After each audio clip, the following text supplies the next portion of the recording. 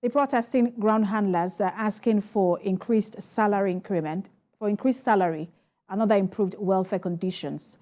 The development grounded both arrival and departure flight schedules, leaving travelers frustrated as no prior communication was sent to passengers on the strike. The strike has led to delays as airlines could not operate their scheduled flights, with many passengers billed for morning flights getting stranded as NAHCO workers were nowhere in sight to handle their flights.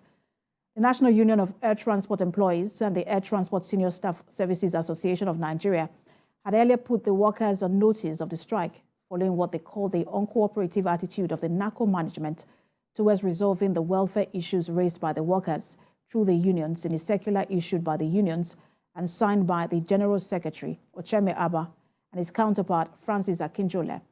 The workers were directed to withdraw their services until the issues are resolved.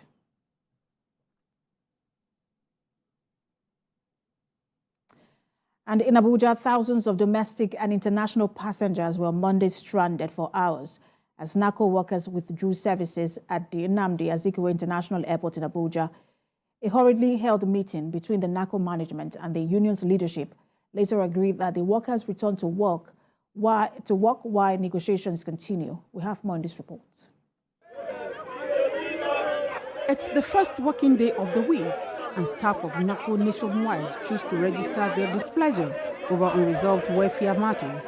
We served the management of NAHCO notice for this strike. It was declared by our national body. Unfortunately, this strike was supposed to be held by the two handling companies in aviation industry, NAHCO and SACO. While SACO started negotiations with their staff, NAHCO did not do anything about it.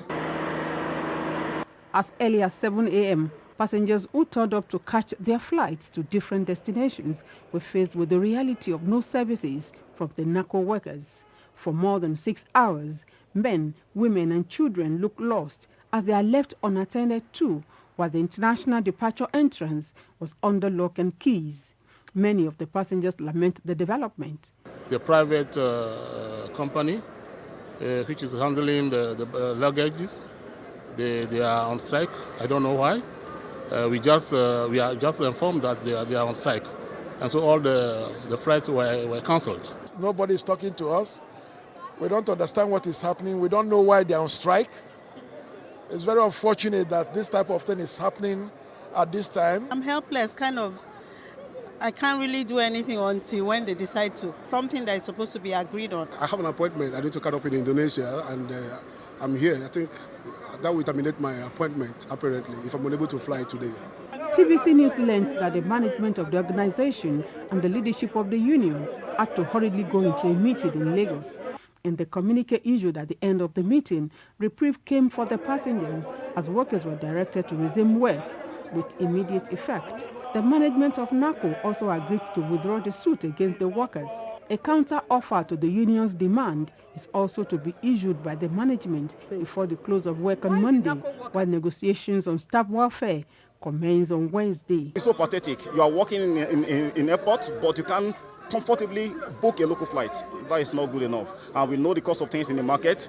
While the NAHCO workers and their management bicker, thousands of passengers bear the brunt. The appeal is that both parties find a meeting point in record time so they can put an end to all inconveniences. Joke Adisa, TVC News, Abuja.